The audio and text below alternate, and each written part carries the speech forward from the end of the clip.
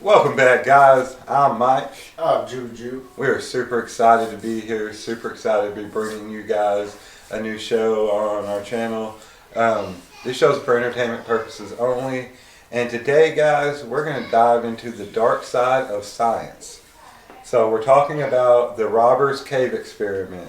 1954, 11 white 11-year-old boys, all the same ethnicity, all with two-parent upbringing, same lifestyles, were all gathered together and put out into experiment somewhere in Oklahoma.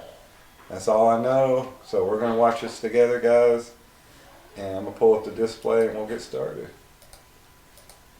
11 white 11-year-old boys were sent to a special remote summer camp in Oklahoma, Robbers Cave State Park, in the summer of 1954.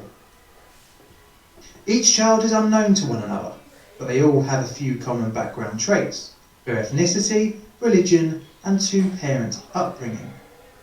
They have been told that they will be living together on this scout camp site, but first they must all get to know each other and pick a group name. To solidify the bond between the boys, a number of regular summer camp activities are undertaken, such as swimming, hiking, and playing games. The boys picked the name the Eagles and stencil this onto white flags. What the children didn't know was that an almost identical story was playing out with another group of 11 to 12-year-old boys across the park, and they had given themselves the name the Rattlers. Neither group is aware of one another, and they are also unaware that in just a few days' time they'll be competing against each other in a number of standard summer camp activities. What the children also don't know is that their camp counsellors are actually researchers into a psychology experiment into intergroup conflict.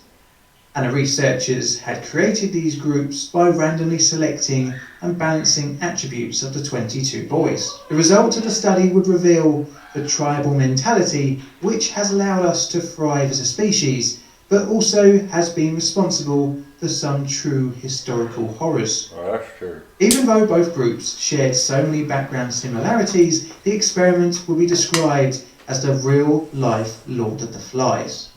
Welcome to the dark side of science.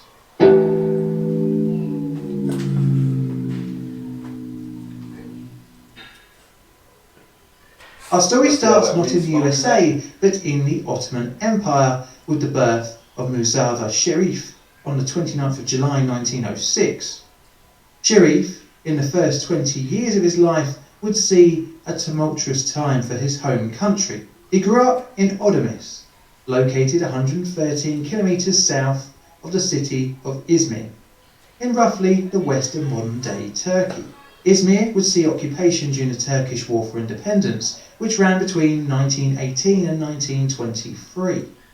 Sharif would go on to college during this period, graduating in 1926 with a Bachelor of Arts from Izmir International College. His education would continue with him earning an MA from Istanbul University in 1928. After discovering the works of William McDougall, he looked into the theory of instinct and social psychology. At a surprise to probably no one, McDougall was also into eugenics. It does seem like everyone was into this theory in the early 20th century.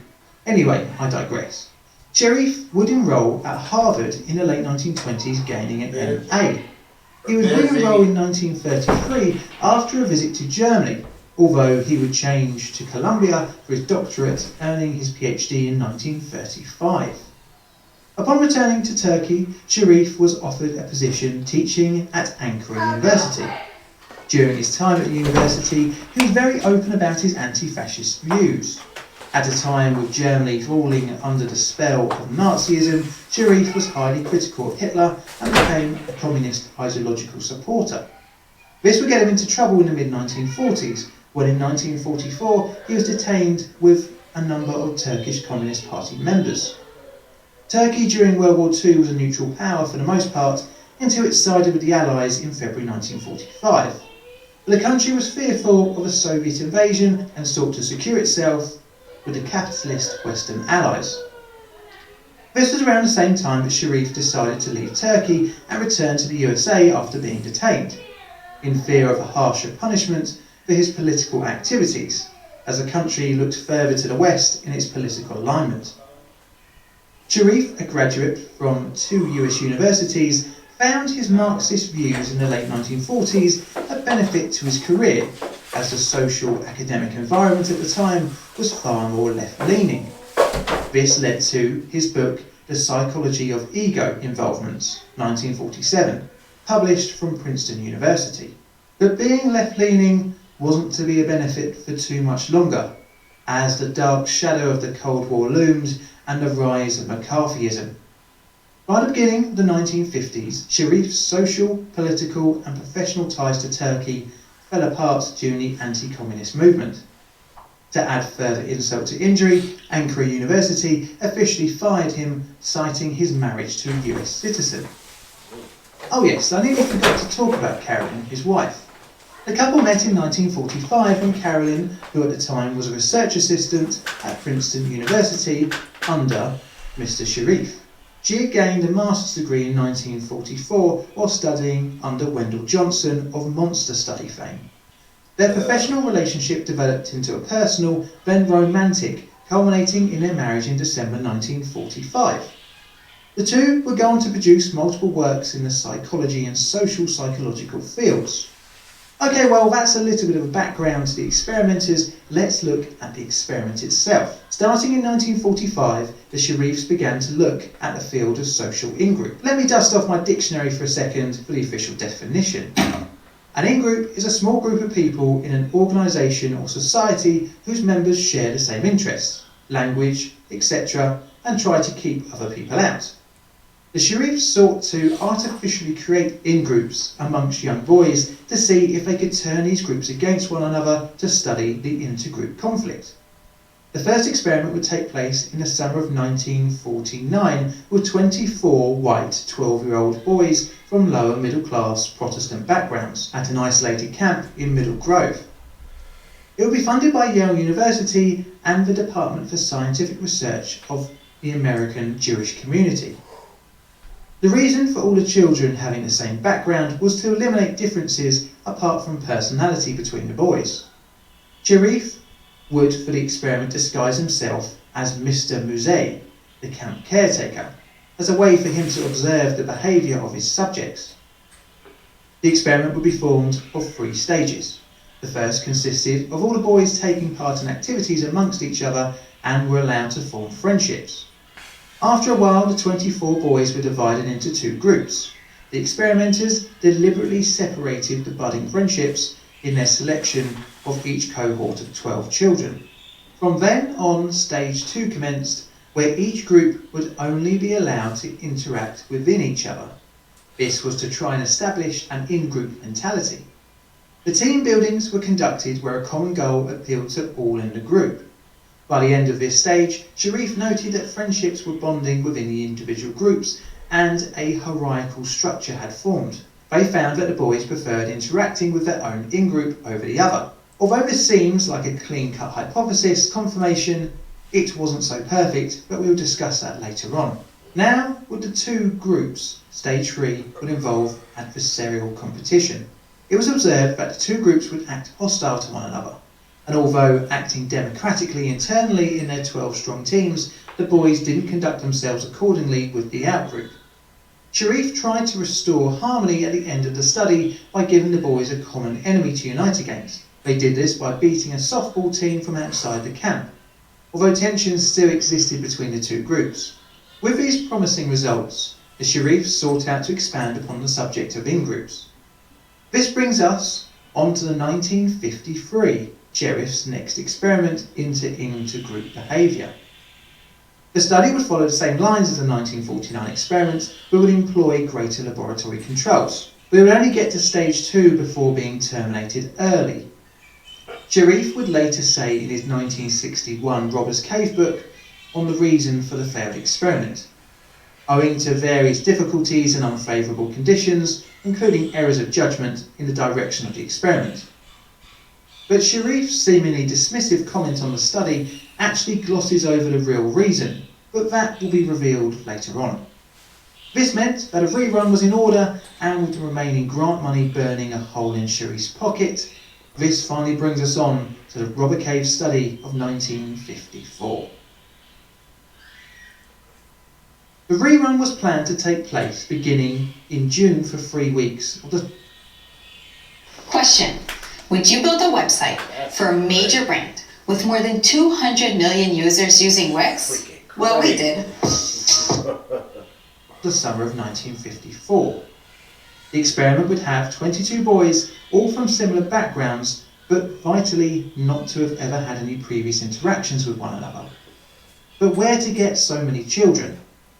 It's not like you could just go take a class from a school, as there would be prejudices, in-groups, microcultures, and already inevitable rivalries. All of this could muddy a potential experiment. In order to find a group large enough, a city had to be selected to find the pool of subjects. The experimenters settled on Oklahoma. Sherif decided that a maximum of 1 boy per school could be selected. Researchers were dispatched throughout the city to its many schools, and armed with higher education credentials and a letter, managed to gain permission from the principals to go into the schoolyard to observe 5th grader boys playing. These credentials also gained access for the researchers to the children's school records. This, compared to the modern world of stranger danger, really blows my mind. Oh, the 1950s, where a degree and a letter will get you in anywhere. In total, around 200 children were selected. This would require a little more selection, down to around 50.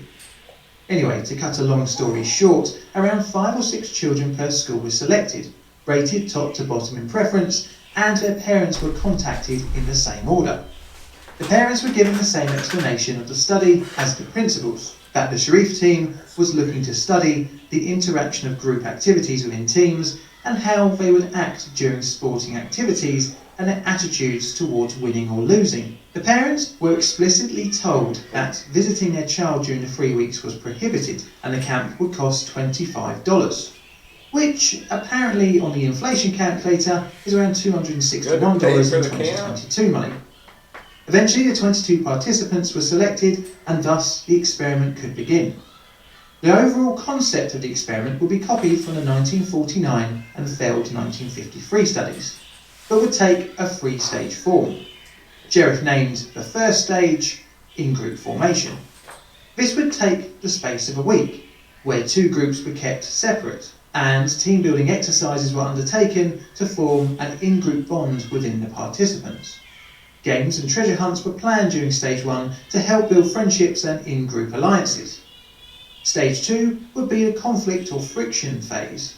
This would involve a tournament between the 2 groups, consisting of sports like baseball, tug-of-war and a scavenger hunt, but also experimental tests like bean counting competitions. A trophy was promised for the winners of the competition, as well as prizes like knives and medals. Over the 1950s, where pre-teens were given weapons. The third and final stage was the integration phase, where the 2 groups would be brought together to undertake group tasks and leisure activities of watching films. To record their findings, hidden microphones were used throughout the 2 groups' living areas, which were used to record conversations to observe the camaraderie within the group. The groups were also given questionnaires to fill out about their group and later about the outer group. On the 19th of June 1954, a coach of 11 children arrived at the Robbers Cave State Park in Oklahoma. A day later, another group of 11 would also arrive at the camp. Both groups were unaware of the other, and throughout Stage 1, the experimenters would keep this the case by carefully managing the 2's activities throughout the park. The boys would stay in log cabins alongside the Moccasin Creek, where they could swim, play and explore among the nearby woods. Each group had junior camp counsellors, who were university students. They would stay with the boys all the time, and there were also senior camp counsellors who were participant observers who stayed with the boys for around 12 hours a day. Sherif had instructed these assistants strictly to not influence the study in any way. Although there were 2 groups, their experience in the first few days was very similar. After the 19th of June, the first stage would begin. This began even on the coach ride to the camp, where boys in their separate coaches discussed parents and parts of the city of Oklahoma where they had come from. But that's how you judge. Games were played and the What do groups were parents encouraged do? to create team names, make flags and create a motto. One group took the name the Eagles, where the other took the name the Rattlers. Over the next few days, the groups were allowed to create hideouts and, using a canoe placed near each respective campsite, created their respective holdouts. In order to keep both groups separate, meal times and activities were staggered. The groups were allowed to purchase t-shirts and baseball caps with stenciling their respective group names on, as well as Buy white the sheets t-shirts and- returned into flags. I think I gave them the The type of t-shirt. language within the group addressed items as "are things," and a noticeable microculture was developing within the boys. Towards the end of the week, the two groups were allowed to find each other, and once completely confirmed by the camp workers that there was indeed another group, both groups became eager to see one another. But a slight spanner was thrown in the works. Two boys in the Eagle group had to be sent home due to homesickness. This would give an organic path to stage 2, the friction stage. The experimenters found that both groups became insistent on challenging one another to a baseball game, allowing the subjects to believe that the tournament of stage 2 was going to be their idea.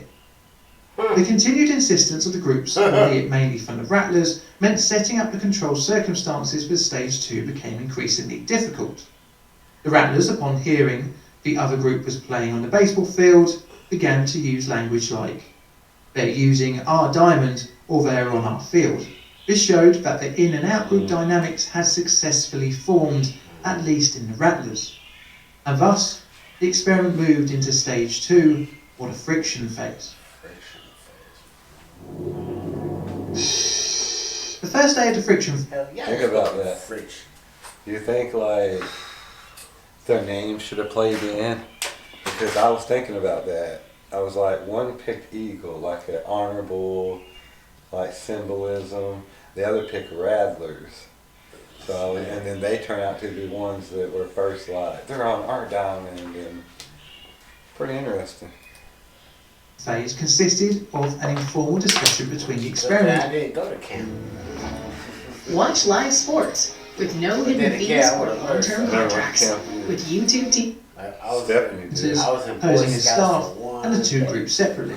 These discussions informed the children of the tournament's possible prizes and assured them that every effort was being made to set everything up for the two groups to face off.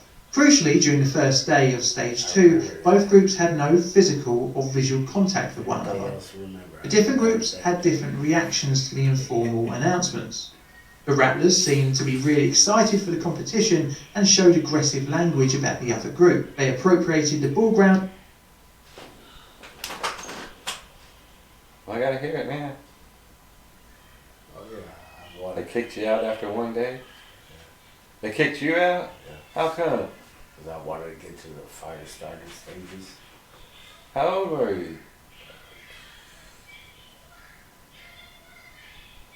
Maybe 12 or 11. You started Boy Scouts at 12.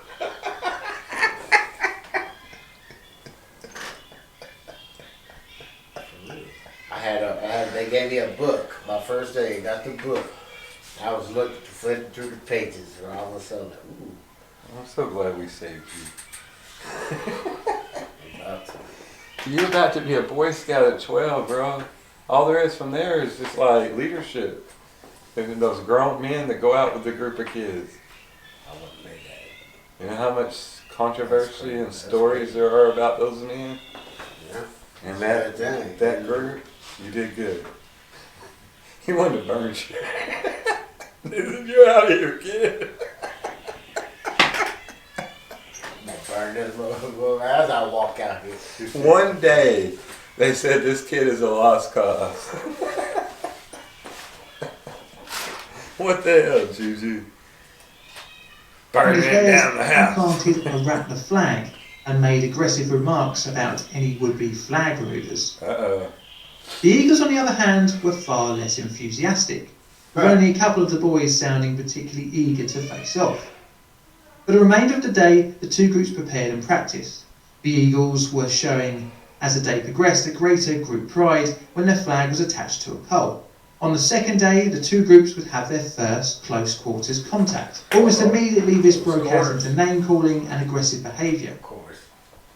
The two groups had breakfast at different times, where they were introduced to the tournament exhibit, which took the form of a trophy, bladed knives and medals. After breakfast, the tournament was officially announced. The groups were informed that each game would accrue points to the winning team, and the team with the largest number of cumulative points would win the whole tournament. There was a mix of competitive activities as well as activities to be completed separately by the groups, which would be judged by the staff. The games were to consist of baseball and tug of war on the first day, and second day of the competition, touch football, tent pitching and baseball on the third day, and finally a tug of war and tent pitching on the fourth. The separately completed activities were cabin inspections on the second day, as well as skits and songs. Day 3 had another cabin inspection, and day 4 had another cabin inspection and a treasure hunt. The second group of activities allowed experimenters to even out the score to keep the teams neck and neck for longer, thus increasing the friction between the groups. Straight off the bat, don't excuse the pun, the Rattlers won the baseball game and the tug of war. This was evened out by the experimenters during the cabin inspections. After the first 2 days of the tournament, the cheers for the losers and good sportsmanship went out of the window, degenerating into heckling. During meal times, insults were thrown at each other and intergroup relations further fell apart.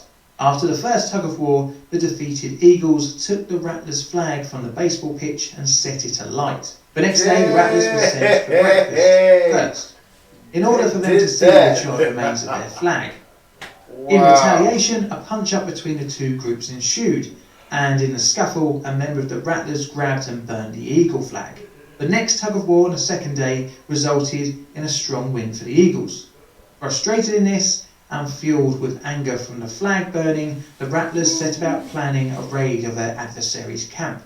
In the night around 10:30 p.m, the Rattlers group hit the Eagles' cabin, turning beds and ripping window screens, stealing comic books and even clothing. The next day during lunch, the Eagles hit the Rattlers' cabin, doing the same amount of damage. The Rattlers by now had also replaced their burnt flag with a stolen pair of trousers, much similar to the Eagles. The competitions continued and were manipulated in such a way that by the last day of the competitions it was neck and neck, and pivoted on the final task, the treasure hunt. Because the hunt was separate between the two groups, again this result could be manipulated in the favour of the smaller Eagle group.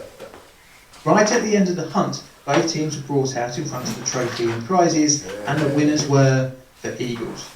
The Eagles did the hunt in 8 minutes and 38 seconds, and the Rattlers did theirs in 10 minutes and 15 seconds. The difference was night and day between the groups' reactions. The Eagles, gleeful in the win, shouting and jumping, juxtaposed to the Rattlers, dejected, sitting, watching the winners celebrate. The Eagles went off to the creek to swim and play in victory. This must have grated on the defeated group, and they planned to even the score. The Rattlers again raided the Eagles' camp, and in doing so stole the knives and medals which had just been won. Upon finding out, the Eagles squared off against the Rattlers, and a fight looked like it was about to break out. A couple of the boys scuffled, but quickly this was broken up by the staff. The Rattlers' observers herded the group back up the path to their camp. A staff member returned some of the prizes to the Eagles, but it was clear that neither group wanted to have anything to do with the other. And thus the experiment now moved into its final stage, integration. That's crazy. Sharif and his team had created two groups who had become arch enemies. This had Try Google Fi Wireless to see if it's right for you. Get a free 7-day trial. It works alongside your current plan.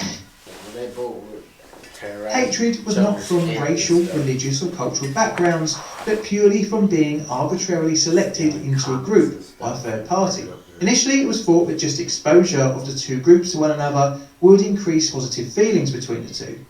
Sharif tried group meals and watching movies in the recreation hall. During these scenarios, the staff would leave the groups During the initial contact, seating was freely available, That's another thus test giving the problem. opportunity for the groups to See if they can intermingle. work under duress. And before each meal or film, the groups were made to wait near each other. But almost all interactions devolved into arguments and insults. I got kicked out. During a lunchtime, unsurprisingly, both groups had chosen seats well. with one another. And again, it devolved into insults and even a food fight. What? In order to bring the groups together, Sharif decided that stage 3 would include introducing a common goal. Okay. The experimenters engineered a faulty water system.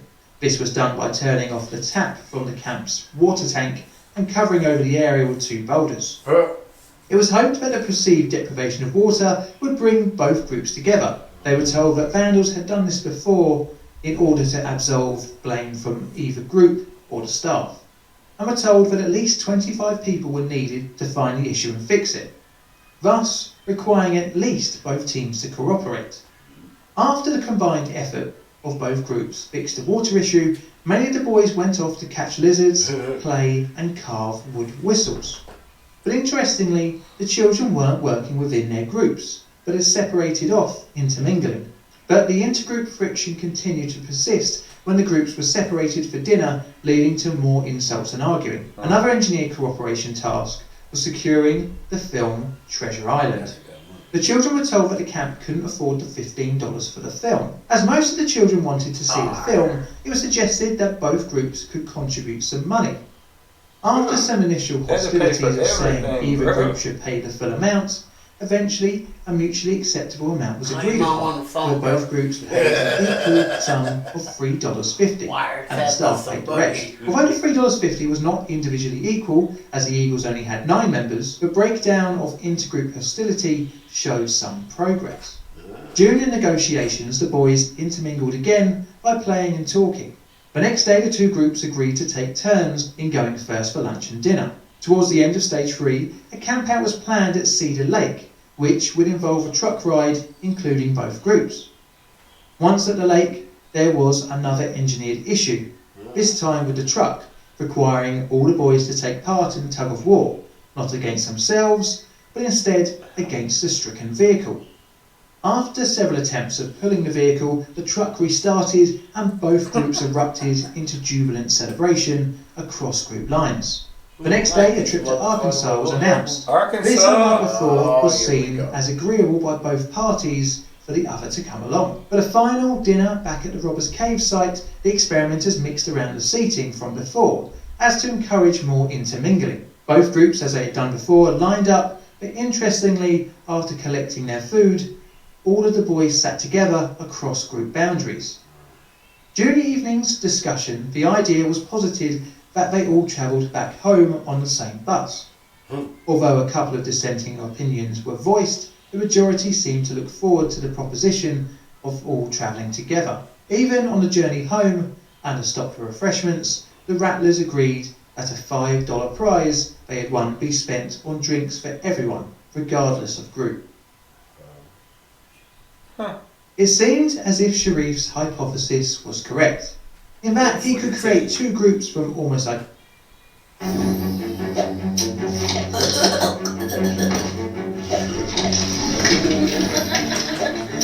Sorry about that, guys. identical backgrounds to hate one another. The experiment also showed that within the groups a hierarchy was formed with high and low status individuals, all without the encouragement of the adults. It was discovered that in-group stability increased when put into competitive situations with an outgroup, and outgroup hostility also increased. He also discovered that just exposing the 2 groups without competition during stage 3 didn't reduce hostility, and as such group goals needed to be enacted to try and improve intergroup relations. The ultimate result was, although intergroup friction is increased when competition is included, it can be reduced, thus meaning in the wider world intergroup relations can be improved. At the end of stage 2, Sharif found that intergroup friendships were around 93%, but by the end of the first stage this had dropped to around 75%, meaning that boundaries have been blurred by the use of superordinate goals. The study has been used as a practical example of realistic conflict theory, where intergroup hostility can arise as a result of competition over limited resources. It doesn't matter, however, if it's real or perceived. This theory has many extensions to explaining racism, xenophobia, and in general our human desire for tribalism, or the exclusion of the other. Take football, or soccer if you're American games for example. People from essentially very similar backgrounds shout hatred and abuse to one another in the stands, just because two teams are playing against one another on the pitch. The spectators probably have more in common with one another than the millionaire sportsmen that they are cheering on. But what of the criticism?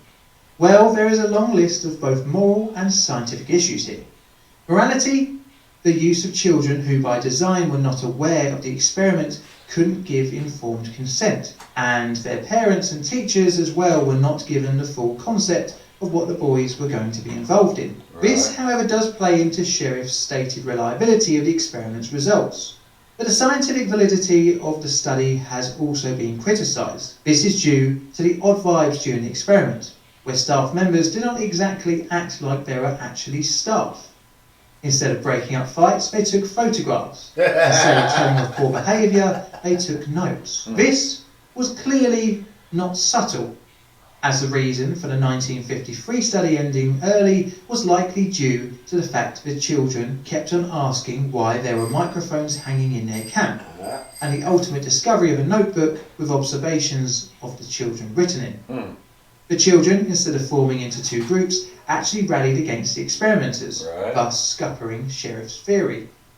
In the Robbers Cave experiment of 1954, the assertion of Sherriff that the adults had no influence over the children is clearly wrong, as stage 2 was manipulated to increase the tension between the groups. Even one of the group's names, the Rattlers, was influenced by the boys witnessing one of the adults shooting a snake. The fact that the staff did not act like normal camp workers could have played up the reaction of the boys to be more aggressive. Also, there was no control group, which also brings up issues of the experiment's result validity. How can we know for certain if the groups would become hostile, have food fights and shout abuse at each other at a normal camp where staff wouldn't intervene and stop the bad behaviour? Furthermore, it could be normal for boys who started out as enemies to end up as friends after 3 weeks, regardless of the superordinate goals set out by the experimenters, leading to Sherriff placing more weight on the results and attributing the children's actions to his realistic conflict theory. The study would become a cornerstone of realistic conflict theory and put the Sherriffs into the Hall of Fame of experimental psychologists. But multiple modern re-evaluations of the experiment have disputed this. In Gina Perry's book, The Lost Boys, which during her research went through all the material from the experiment, found that there was more backstage manipulation than originally thought. Of course there was. The way the Robbers Cave experiment book is written glosses over the manipulation in its neutral language, as Gina pointed out. What is interesting, however, is how the 1953 study actually proved the better nature of the children, in that they stayed friends and turned against the experimenters. Now, where would you rate this experiment on my ethical scale? I'm going to say around a 7, due to the violence that broke out between the boys and the apparent lack of intervention, as well as the lack of informed consent on the part of the subjects. Right. This video is a Plain Difficult production. All videos on the channel are Creative Commons Attribution Share Alike licensed. Plain Difficult videos are produced by me, John. I couldn't imagine that. See, You know what I'm saying? But and to call it the modern or whatever real Lord of the Flies is like really crazy to me, because there seemed to be manipulation from the beginning. I have a feeling that the names were picked out of a group of positive things on this side and negative things on this side, that clearly interjected in situations and let things happen. So yeah, that was crazy. And apparently they were seen as geniuses for a long time. I don't know. You guys tell us what you think. As always, I'm your boy Mike. I'm Juju. Hey, thanks for watching, guys. We'll see you next time. Take care.